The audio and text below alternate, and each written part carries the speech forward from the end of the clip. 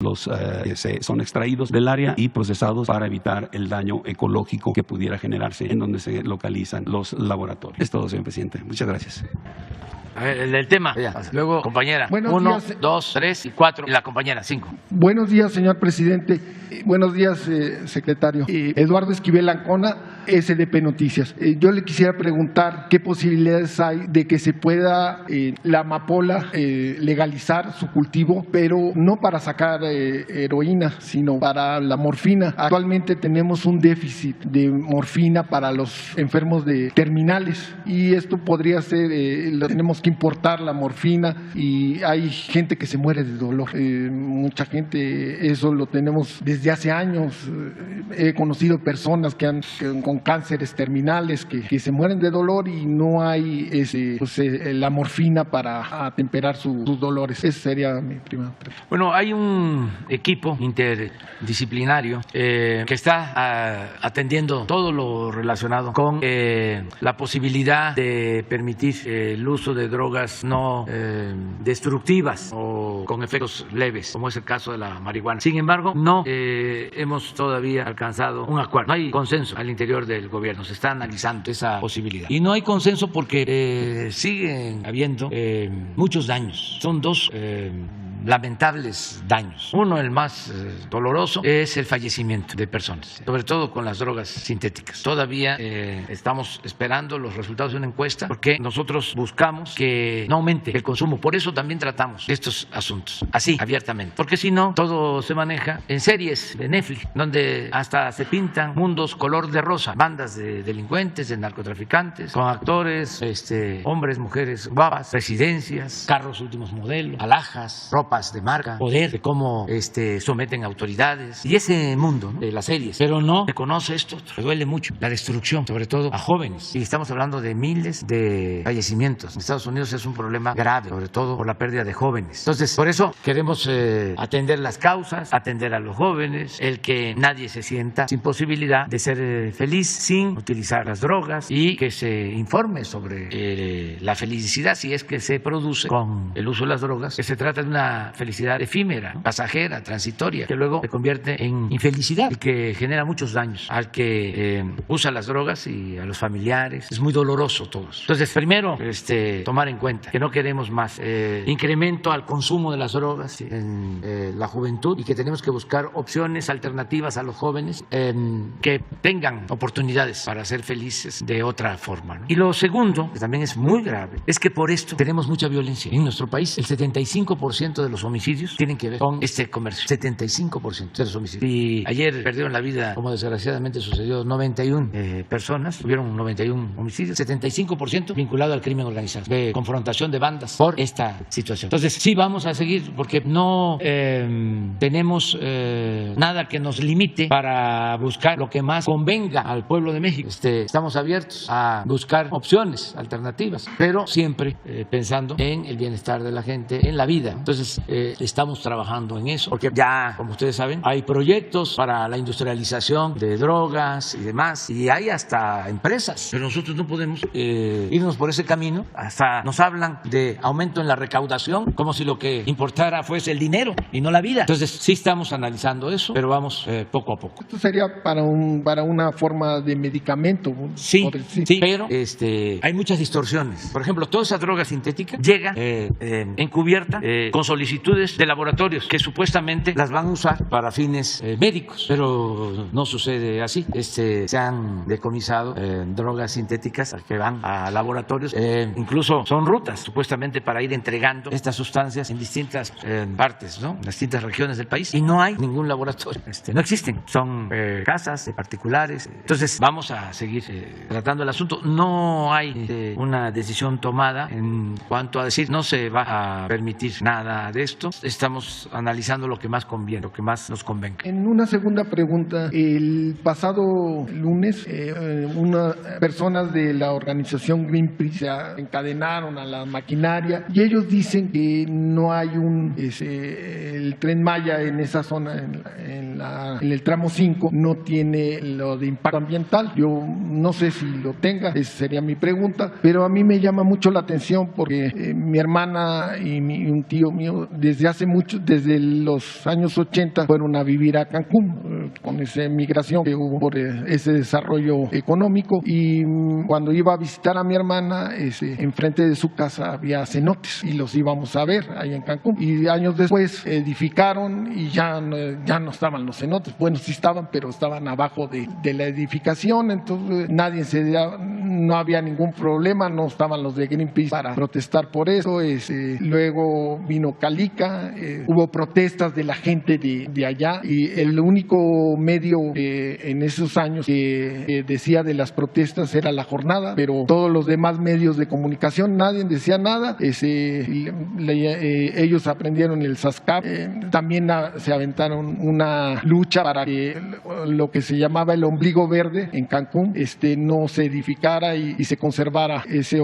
Y fue un triunfo de la gente de Cancún que se organizaron, pero eso nunca los ayudaron, no hubo artistas, no hubo, era la gente. Y aquí el Tren Maya, hay mucha gente, las comunidades que de los pueblos originarios no están en contra del Tren Maya. Ya se hizo una consulta y me da mucho que ver que la senadora Lili Telles no sepa que ya se hizo esa consulta, porque está pidiendo que otra consulta y no sé qué tanto. Y también, ya por último, para no me han hablado unos empresarios, pequeños empresarios de ahí. Dice que si se hace debidamente con los puentes donde va a pasar el Tren Maya, va a ser una cosa muy buena, y que sí hay que ver el desarrollo de los hoteleros y de las granjas porcinas, que se detenga ese sí es un deterioro muy, muy fuerte, porque destruyen hasta con dinamita para hacer los edificios, y los hoteles y las granjas porcinas sí contaminan mucho, y sí hay un deterioro. Y además la explotación de las maderas preciosas no es ahorita que se está dando, y no es con el Tren Maya, sino lleva desde el siglo XIX, XVIII, venían los barcos de Europa para el palo de tinte, el palo de Campeche, porque es un tinte para los reyes, y entonces da una coloración muy, muy elegante, muy bonita. Entonces por eso venían todos los barcos, y la caoba y todos esos árboles. Eso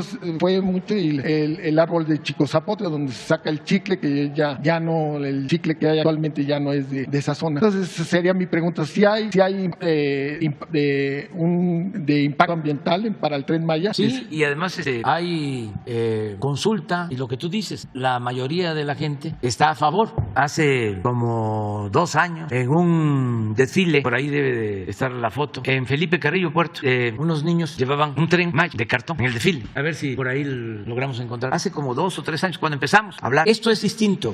La supuesta oposición en favor del medio ambiente, pues tiene que ver con el conservadurismo. No olviden que los conservadores, además de ser autoritarios y corruptos, su verdadera doctrina es la hipocresía, la doble moral. Miren, esto es de Felipe Carrillo Puerto, un 20 de noviembre, yo creo que del 19. Los ejidatarios de Carrillo Puerto, por unanimidad, aprobaron. ¿Saben cuántas hectáreas tienen? Ahí sí, de monte alto y de selva, 100,000 hectáreas. Aprobaron vender, creo que 1,200 hectáreas para el aeropuerto, porque ayer hablaba yo de que el ejido más cercano a Tulum, que pertenece al municipio de Felipe Carrillo Puerto, es el que aceptó sin problemas vender con un avalúo el terreno para el aeropuerto. Hay otro ejido en Playa del Carmen, que también es el más grande de la región, todos aceptaron. Y allí hay cenotes, y el acuerdo con ellos fue la protección de los cenotes. Pero ya tenemos la anuencia. ¿Quiénes son entonces los que protestan? Pues los que están vinculados a intereses creados. ¿Es dinero o es pensamiento conservador, retrógrado? No hay elementos, pero una de esas son los mismos que han destruido el medio ambiente en esa región, porque ahí está Calica, precisamente, ya lo hemos visto aquí, y hablé con los de Calica y ya les dije, o hay un acuerdo con toda claridad, a lo mejor eso no les gustó, no lo estoy afirmando, es hipotético, yo les dije, si no se termina de extraer material en sus predios que destruyen el medio ambiente, lo voy a dar a conocer, voy a hacer un video y voy a presentar una demanda en organismos internacionales y les voy a acusar de que destruyen el medio ambiente. Entonces aceptaron de que se le dé otro uso al suelo, porque hay denuncias, tienen demandado al gobierno de México. ¿Quiénes dieron esos permisos para convertir esos terrenos en bancos de material? Se llevan la grava para las carreteras de Estados Unidos. ¿Quién dio el permiso? La señora Julia Caravia. Creo que la nombraron le dieron la medalla Belisario Domínguez. Es el Caribe. Aquí junto está otro centro, Xcaret, que también hicieron ríos subterráneos. Tienen un proyecto, lo de Xcaret, cerca de Chichén Itzá, por Valladolid. Unieron cenotes para hacer ríos subterráneos. Nadie dijo nada. Greenpeace, ¿dónde estaba? Pues todas estas asociaciones, son muy pocas realmente las asociaciones que de manera independiente se preocupan por la naturaleza. La mayor parte de estas asociaciones, no solo en México, en el mundo, viven de administrar la destrucción del medio ambiente. Aunque parezca increíble. Pues todo esto que se ve es extracción de material. 2.451 hectáreas. ¿Cuánto es lo que supuestamente va a utilizar el Tren Maya en este tramo? Ni 100 hectáreas. Y no es selva, son acahuales, son las partes de atrás, no cerca de la zona de playa. Pero eso es por hablar de dos temas. Imagínense cuando Fox, a 5 minutos del actual aeropuerto de Cancún, vendió Fonatur a 7 pesos el metro cuadrado, 300 hectáreas de manglares. ¿Sí o no? ¿Quién dijo algo? Ni lo que vale un metro de este Alfonso. Son unos falsarios. Entonces, no van a prosperar porque el pueblo es mucha pieza y ellos piensan que es el tiempo de antes. A ver, convocamos a 10 artistas famosos y decimos de que se está destruyendo la selva y no al Tren Maya. Y ya con eso paramos la obra. Y si eso lo apoyamos en campañas de medios de información de la mayoría de los medios conservadores y de periodistas famosos como Loret de Mola, que todavía me está pidiendo explicación que por qué mi hijo se enriqueció. Debería de pedírsela a él, pero yo podría decirle que mi hijo, en comparación a la fortuna de Loret de Mola, es muy modesto. Loret de Mola no ha explicado cómo obtuvo 13 departamentos. Yo también no le llego. Es más, si quiere le cambio lo que tengo por lo que él tiene. ¿De dónde ha sacado tanto? ¿Quién pompó? 13 departamentos. La Ciudad de México es una inmobiliaria. Nada más que no hay investigación periodística, pero sería bueno saber dónde están los departamentos y cuánto valen. Y eso nada más en México. Y habría que ver las casas de descanso, las casas de campo y los departamentos en el extranjero y que nos diga si es cierto que tiene un departamento en una casa cercano a una casa de Genaro García Luna y que nos diga también, igual que Calderón, cuál era su relación con García Luna. Es muy interesante todo esto porque si no tuviésemos autoridad moral no hacemos nada, no avanzamos porque es una mafia y no quieren dejar de robar, les molesta, es que es una adicción. La corrupción es como la droga, son adictos al dinero, entonces es su Dios el dinero, no pueden vivir sin estar pensando en lo material y no tienen llenadera porque bueno, a ver, es necesario el dinero para lo básico, para lo indispensable, para la alimentación, para vestir, para tener una vivienda, para que estudien los hijos, para curarnos, para lo fundamental, para ser feliz. Pero ya cuando se convierte en algo obsesivo, pues ya lo que predomina pues es esa ambición. Lo que les decía Hidalgo a quienes lo estaban excomulgando, decía a los oligarcas, a ustedes lo único que les interesa es el dinero, su único Dios es el dinero. Miguel Hidalgo, extraordinario, nuestro padre de la patria. Esas son sus enseñanzas. Entonces, lo que hay detrás de todo esto, pues son esos intereses, pero afortunadamente se tiene el apoyo del pueblo, de la gente, y vamos a continuar. Y sí, se tienen todos los permisos de impacto ambiental, todo. Y pues no solo son los permisos, es una convicción. Nosotros no vamos a destruir la selva, no somos iguales. Ya lo he dicho en otras ocasiones, yo me crié en el campo, yo sé lo que significa proteger la naturaleza y lo vamos a seguir haciendo toda la vida. Y al contrario, estamos en toda la ruta del Tren Maya sembrando árboles frutales, maderables, como nunca. Les voy a dar un dato a estos pseudoambientalistas. Un dato. No hay en el mundo un programa de reforestación como el que se está aplicando en México, como el programa Sembrando Vida. ¿Saben cuánto es la inversión? $1,500 millones al año para sembrar árboles. Ahí les dejo de tarea que busquen cuánto destina a la reforestación Estados Unidos, o Francia, o Rusia, o China. $1,500 millones. Nunca en la historia se había reforestado. ¿Qué planteaba? Este es el otro ejido. Este está muy cerca de ahí de Calica. Pertenece a Tulum. Estamos esperando de que se reúna el consejo porque nuestra propuesta es, a ver, tus 2.400 hectáreas, úsalas en un plan turístico. Todavía no hay acuerdo. Y a lo mejor ahora, como lanzan la campaña de que somos destructores del medio ambiente, a lo mejor están pensando, pues ya no van a tener autoridad para pedirnos a nosotros de que dejemos de extraer material. Pero yo creo que si eso están pensando, o sus abogados, porque también son empresas extranjeras y suele pasar que tienen aquí abogados leguleyos que se quedaron acostumbrados a que podían con amparos y sobornando, corrompiendo a jueces, a magistrados, incluso a ministros, se imponían y les dicen no a los dueños o consejeros, nosotros lo arreglamos. Despachos de abogados o despachos de fiscalistas, lo mismo. No pagues impuestos, nosotros lo arreglamos. Ya no es así, pero qué bien que me preguntes. Ojalá y ellos acepten la propuesta, que además es muy justa, que es decirles, tienen estas 2.400 hectáreas, las compraron para extraer material, llevar el material a Estados Unidos. Eso ya no se puede hacer ahora, no se debió hacer nunca, no se debió autorizar. Entonces no vamos a cancelar el proyecto o te vamos a expropiar las tierras. no te vamos a multar, nada, cambia el uso del suelo. Ya no utilices esto porque además estamos hablando de la zona turística más importante de México y del mundo. No uses como banco de material estas tierras. Echa a andar un desarrollo turístico. Te ayudamos en los trámites. El puerto que tienes para sacar el material, conviértelo en un puerto para cruceros. Tiene calado suficiente. No hay un puerto de cruceros de este lado. Puerto de cruceros más importante está en Cozumel. Está saturado. O sea, tienen garantizado el que les va a ir bien en el proyecto. Pero a lo mejor los están mal aconsejando. Y otros intereses, ¿no?, que hay ahí en la Riviera Maya. Pero miren lo que pasa con los ejidos. A ver.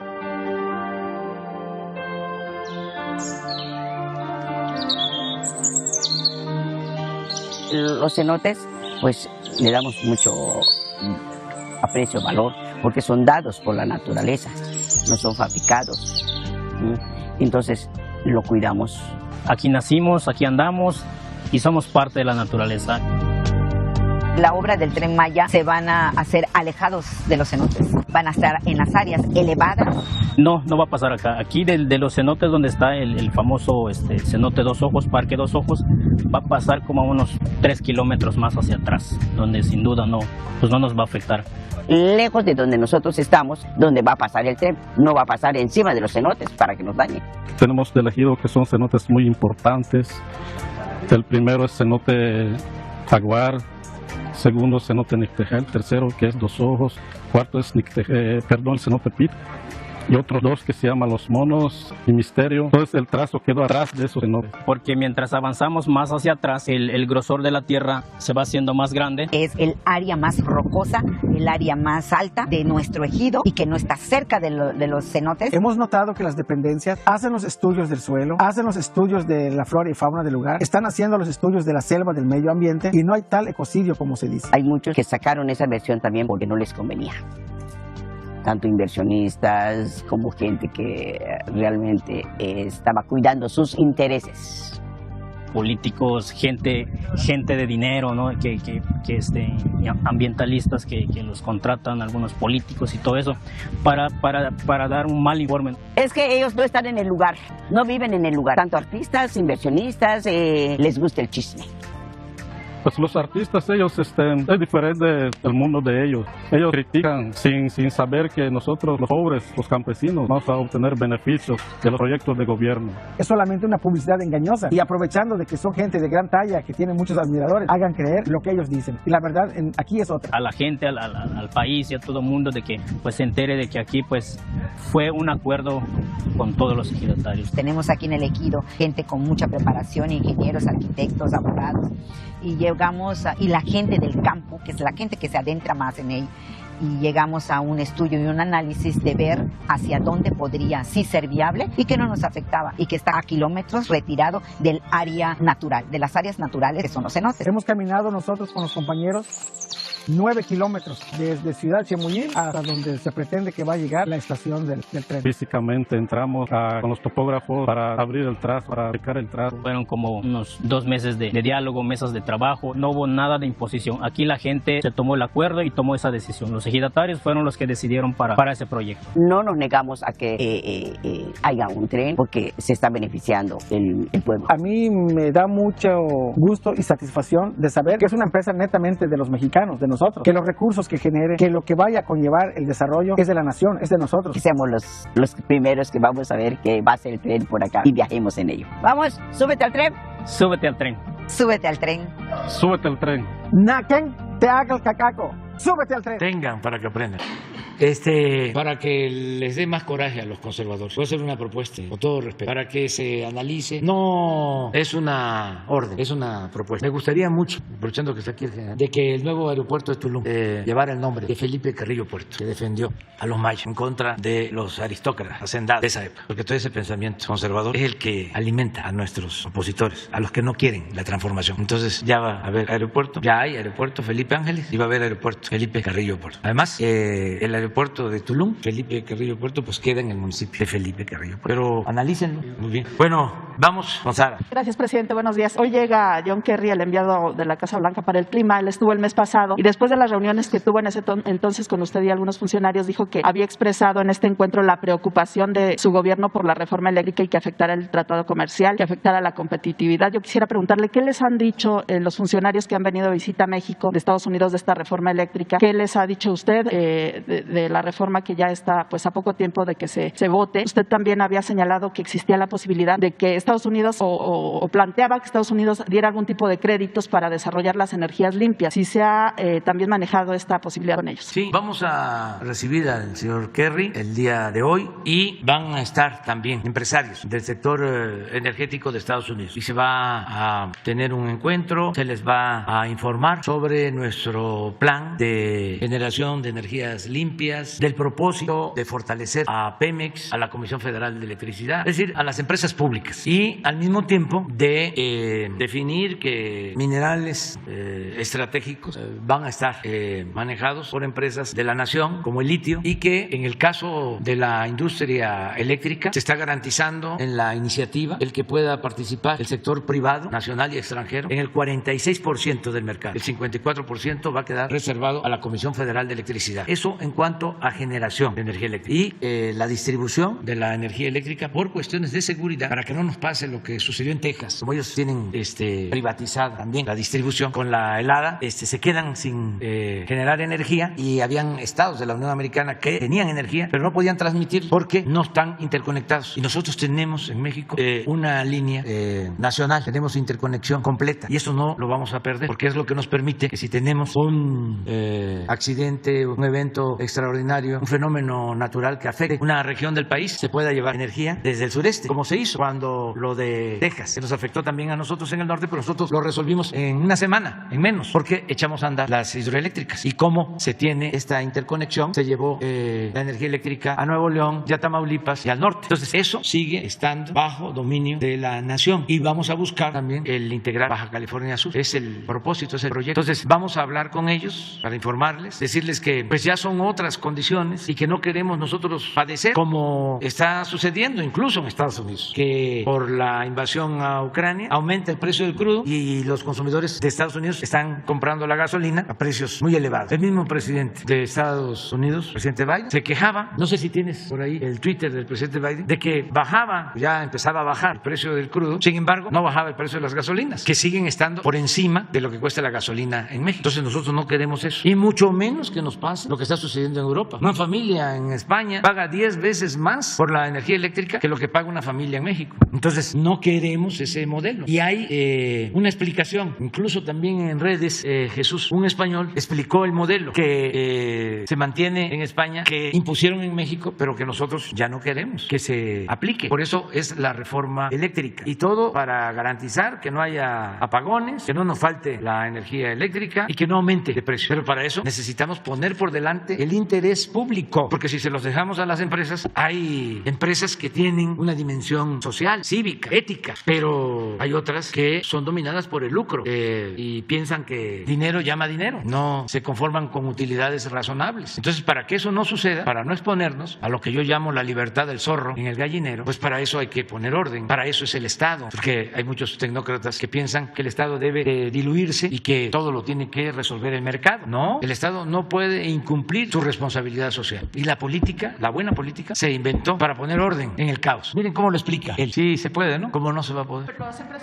Entonces van a estar empresarios del sector energético ahora en México, que tienen inversiones y que quieren también invertir en México. Hay muchísimas posibilidades de inversión. Ahora con la crisis, por ejemplo, de los incrementos en el precio del gas, ¿cómo ayuda Estados Unidos o América, en especial América del Norte, a los países europeos con gas, para que no dependan solo de Rusia? Porque España no tiene gas. Ayer lo decía muy bien Alberto. Las empresas españolas venden gas, Repsol, pero porque compran gas en Perú y lo venden en otro país. Pero España no tiene gas. La mayor parte de los países europeos no tienen gas. Entonces, Alemania depende del gas de Rusia. Entonces, ¿cómo se resuelve el que no se dependa solo de un país o de una región? Bueno, se necesita invertir, se necesitan nuevas tecnologías. En Estados Unidos deben de haber, cuando mucho, 8 plantas de licuefacción. Estas plantas son las que permiten permiten congelar el gas para poderlo transportar, llevarlo a otras plantas, se transportan en barco, se transporta el gas en barco congelado y se regasifica en otras plantas, vuelve ya a ser utilizado. Pero esos procesos se tienen que desarrollar y no hay en el Pacífico, creo que no hay ninguna planta de licuefacción. Y en la que van a hacer, la de Sempra, la que se va a hacer, la planta de licuefacción en Ensenada, es la única. Y en el Golfo, en Estados Unidos, deben de ser cuando mucho 6, pero no son suficientes. Entonces, ¿qué posibilidades de inversión hay? Nosotros tenemos gas excedente por esa compra que hicieron con los gasoductos, por ese negocio bueno para empresas y muy malo para la nación. Pero bueno, ya tenemos gas que no vamos a poder utilizar en años, que los tenemos que andar revendiendo para no perder tanto. Fue de esos contratos leoninos que heredamos. Entonces, ¿quieren invertir? A ver, tenemos terrenos, tenemos los puertos, Salina Cruz, Coatzacoalcos. A nosotros nos interesa que inviertan para crear empleos, porque ya vamos a terminar de construir la refinería de Dos Bocas y ahora tenemos 30,000 trabajadores y cuando se termine se va a operar esa refinería que es moderna con 1,000 y necesitamos buscarle trabajo a 29,000 ahí cerca. Entonces nos interesa desarrollar los parques industriales del Istmo. Entonces sí tienen posibilidad para invertir y queremos mantener buenas relaciones con el gobierno de Estados Unidos y relaciones pues de amistad y también buscar la integración económica con respeto a nuestras soberanías y para eso es esa reunión. Vienen como 20 empresarios. ¿A qué hora sería, presidente? Es una comida. Presidente, hace unos días el embajador decía... A ver, vamos viendo esto porque es importante, porque esto es lo que hicieron en España, esto es lo que les está causando el problema en España, en Europa, y es lo que impusieron aquí y que queremos corregir. Nuestro sistema de la luz. Nosotros tenemos un sistema que se llama sistema marginalista. Marginalista es... Entran primero estos elementos, los elementos más baratos, con estos precios aproximadamente 10, 20 euros, la energía eólica, la energía solar, la energía hidráulica. Si se necesita más, entonces entran elementos más caros, la nuclear fundamentalmente 40, 50 euros el megavatio hora. Y seguimos tirando de energía más y más y más cara. Pero nuestro sistema está diseñado para que con que entre un solo megavatio, uno solo de gas, toda la factura se paga a precio de gas. Este es el sistema marginalista. Porque, entiendan la metáfora del jamón, es como comprar 999 gramos de jamón barato, un gramo de 5J y pagarlo todo a precio de 5J. Así funciona nuestro sistema. Tiene una lógica detrás. En 1992, cuando se diseña este sistema, lo que se quería era pagar mucho a esta gente, a la gente que metía centrales renovables y que metía cuestiones eficientes y se les pagaba como si tuvieran energía cara. Aquello tenía un efecto entonces y tenía un sentido entonces. Pero hoy está distorsionando los precios hasta este punto. Hasta el punto de que como todo vale 544 euros, eso es lo que hemos pagado esta semana, hay compañías que están recibiendo todo este margen extra de beneficio, a las que les cuesta 10 euros producir y tienen 534 euros de excedente, a las que les cuesta 20 euros producir y tienen 524 euros de excedente. ¿Y qué dice la Unión Europea? Oiga, este sistema de beneficios caídos del cielo, que se llaman, pueden ser tomados por los estados. Y se abre la puerta a decir a las eléctricas se les puede detraer este ingreso extra. Porque lo que nos está pasando es esto, que hay momentos en nuestro sistema en el que no contamos con nada de gas. Esto que están viendo es cómo se hace nuestra luz 24 horas al día. Y están bien, tenemos aquí la energía hidráulica, la energía nuclear. Vean ustedes, hay momentos en los que no hay nada de gas en el sistema, absolutamente nada, pero pagamos todo como si lo hubiera y todo a precio de gas ruso, 500. De acuerdo. Entonces, eso es lo que queremos corregir con la reforma constitucional, la reforma eléctrica, que ya empezó a discutirse en la Cámara de Diputados y los legisladores, diputados y senadores van a tener que definirse si están con las empresas o están con la nación, están con las empresas que fueron beneficiadas con la privatización y que reciben subsidios o están a favor de que se fortalezca la Comisión Federal de Electricidad, que es una empresa pública en beneficio de los ciudadanos para que no aumente el precio de la luz. Entonces ahí es donde hay que ver quién es quién, porque no hay para dónde hacerse.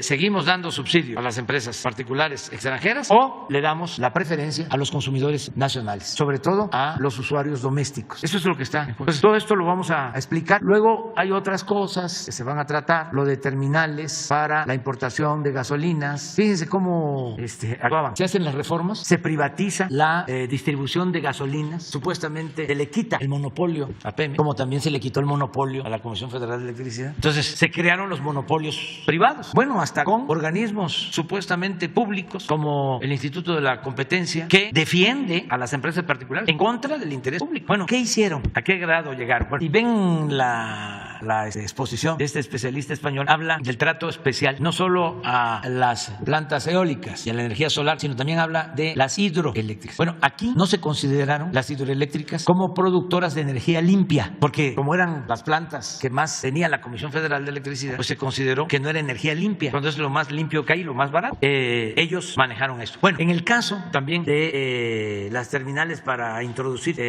gasolina, muchas plantas, y esa es una queja que tienen, y vamos a aclarársela el día de hoy, se hicieron sin permiso. Fíjense hasta dónde llegaba la prepotencia y el dominio. ¿Cómo voy a hacer yo una terminal sin pedir un permiso? ¿Qué se creían? Entonces hicieron la terminal y ahora quieren que se las regularicemos porque se sentían los dueños de México. Lo mismo, el llamado autoabasto. Es ilegal. Hay una resolución de la Suprema Corte de Justicia y quieren que se les mantenga el autoabasto. Pues no. ¿Cómo vamos nosotros a violar la ley? Afortunadamente, el señor Kerry, el embajador en Salazar, han ayudado mucho, y también empresarios que están dispuestos a que se llegue a acuerdos, a regularizar su situación. Hay terminales que tienen permiso, pero que se clausuraron porque se comprobó que se utilizaban para meter combustible de contrabando y vendían huachicol, y empresas famosas. Entonces, así no. Es como el caso de los empresarios españoles, lo que hablábamos ayer. Pausa, espérate, primo hermano, ya no es lo mismo. Nos vamos a entender, no va a haber problema, pero tienes que respetar, tienes que aprender a respetar. Y claro que queremos inversión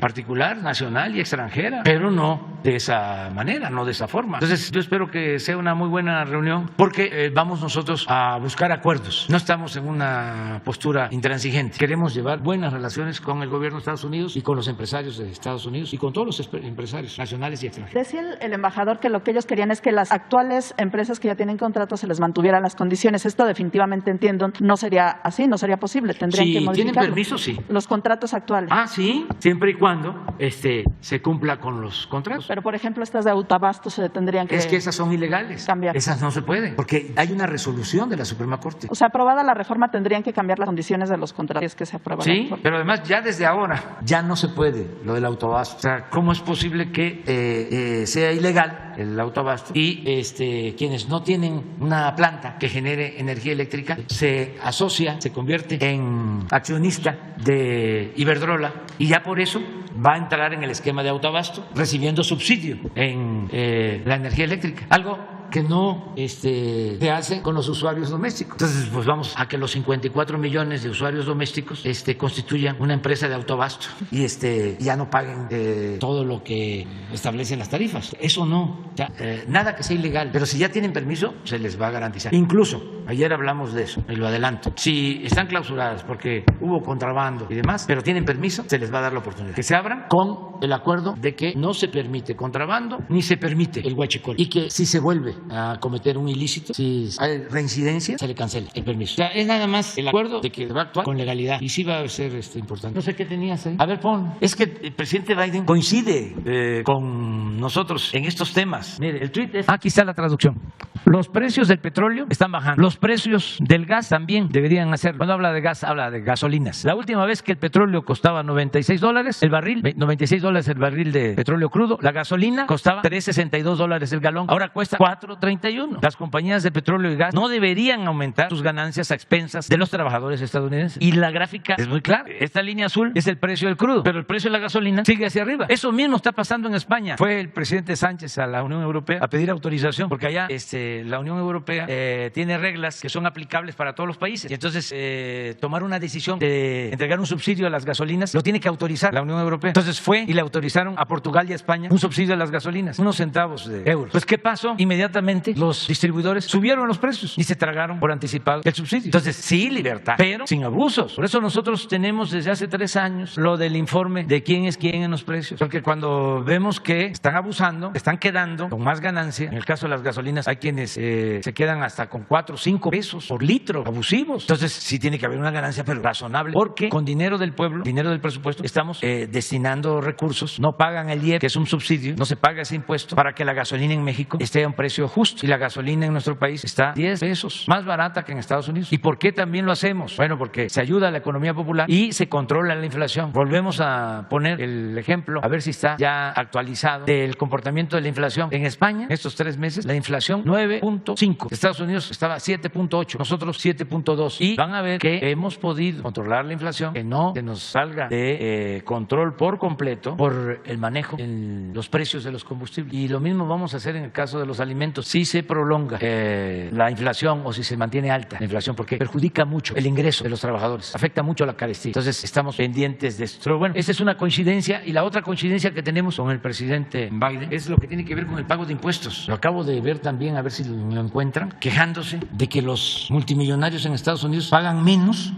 que los ciudadanos de clase media y que los trabajadores. Dicho por el presidente Biden hace 5 días. Aquí eso se está corrigiendo. Ya no hay esos privilegios fiscales. Entonces por eso también están muy enojados. No todos, pero algunos que estaban mal acostumbrados y son muy ventajosos. Ahí tienen que ir poco a poco entendiendo los nuevos cambios. Y aprovecho para hacer un llamado a los radiodifusores, en especial los del Distrito Federal. Bueno, la Ciudad de México ya no es México, Distrito Federal, vía Flores.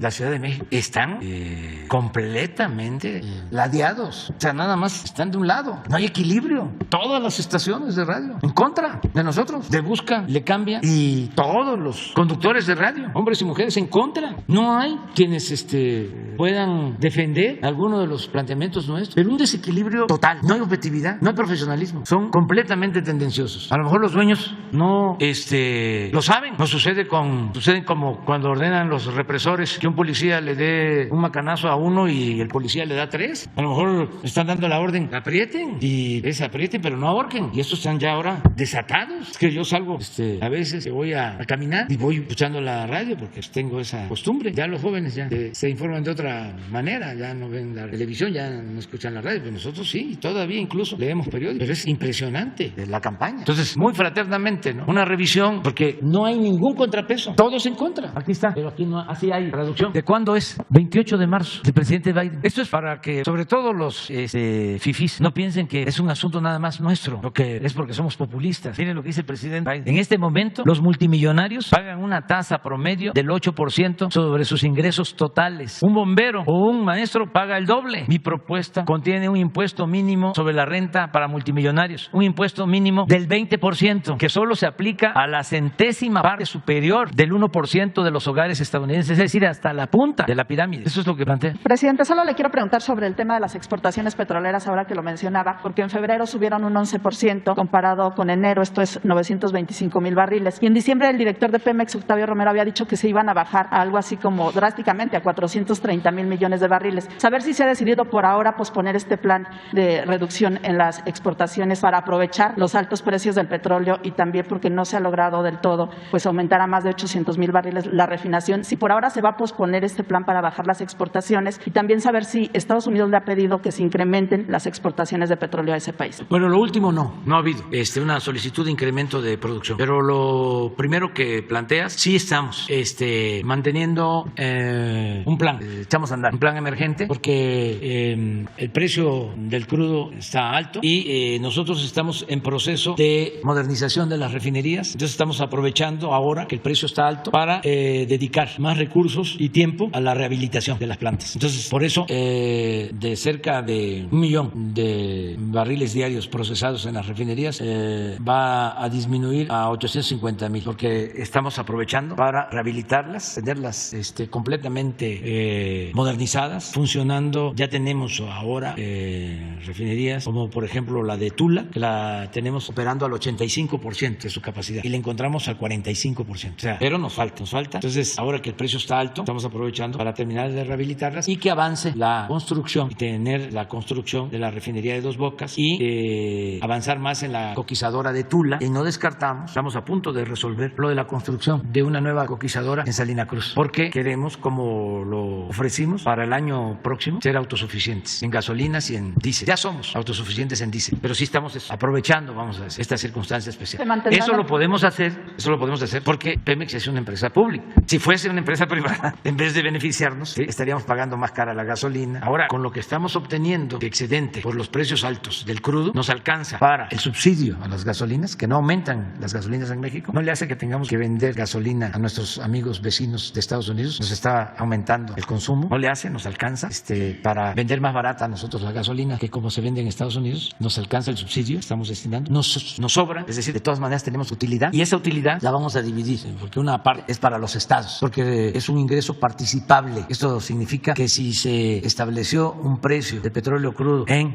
la ley de ingresos aprobada y es mayor el precio, si hay un excedente, se divide y se entrega a los estados. Ahora que estuvieron los gobernadores de San Luis, de Nuevo León y de Jalisco, se les informó que aproximadamente van a tener incrementos en participaciones Nuevo León y Jalisco de 10,000 millones de pesos con relación al año pasado. ¿Se sabe de cuánto sería el total para todos los estados? Es un aumento considerable en las participaciones. Van a tener más presupuestos.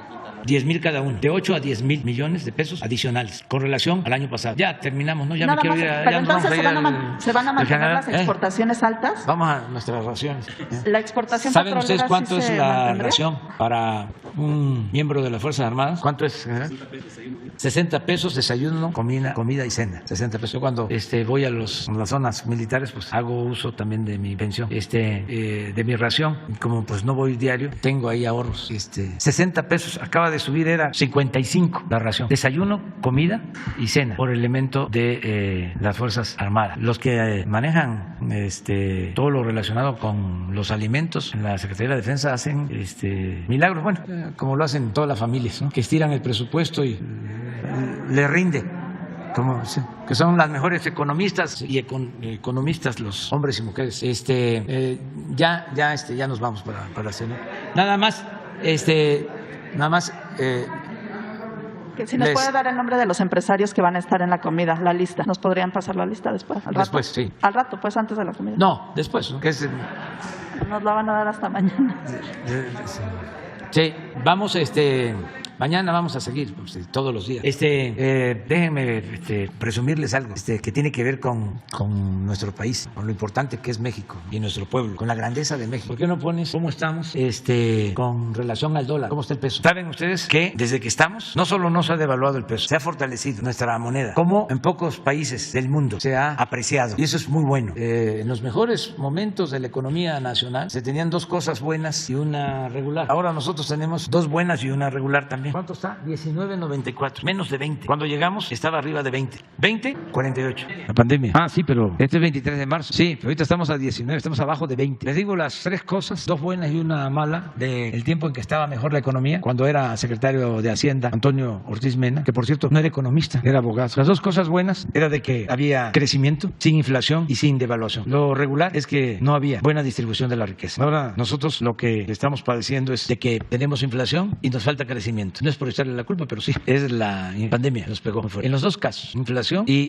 falta de crecimiento. Son dos factores externos, la pandemia y ahora la guerra. Y lo bueno es el que no ha habido devaluación, ha habido apreciación del peso. Y lo otro, que ahí sí les ganamos, es que hay más igualdad. O sea, ahora la mayoría de los mexicanos recibe apoyo. Eso nunca se había visto. Están recibiendo apoyo del presupuesto el 70% de las familias mexicanas. De manera directa. No quiere decir que el 30% restante no reciba apoyo también, pero de manera indirecta. De manera directa, les puedo decir que en Guerrero, en Oaxaca, en Chiapas, el 100% de los hogares recibe cuando menos un apoyo del presupuesto público. Eso no pasaba. Y esto nos da mucha estabilidad, mucha estabilidad, el que no haya devaluación. Pensaban nuestros adversarios de que se iba a ir el dólar, ¿no?, a las nubes con relación al peso. Y no, afortunadamente van bien las cosas. Bueno, nos vemos, quedamos. ¿De cuándo? ¿Pero hoy? Sí, hoy. Entonces, me permite para decirle... ¿Mañana? Ajá, es que está al primer minuto del día 1 de abril. Entonces, la petición es si puede intervenir hoy lo vemos, sí. Ajá. Sí. Luisa María. Ajá. Es que es Grupo México, la empresa, y hay un problema ahí con el tema del contrato colectivo de trabajo de la metalúrgica de cobre que está en Nacosari. Ellos no quieren reconocer el tema del reparto de utilidades, que incluso usted lo impulsó, y hay un asunto ahí con el reconocimiento incluso del derecho constitucional de huelga. Entonces, los 850 trabajadores de ahí que es la metalúrgica donde se procesa el cobre de la Cananea y Nacosari, me pidieron que le comunicara su problema y pedirle su intervención. Sí. Habla, ayúdanos, que le informes bien, ya debe estar ella enterada, pero que lo vea Luisa María, alcalde. Estallaría el primer minuto del 1 de abril. Sí, pero se puede evitar si se llega a un acuerdo, una conciliación. Bueno, nos vemos.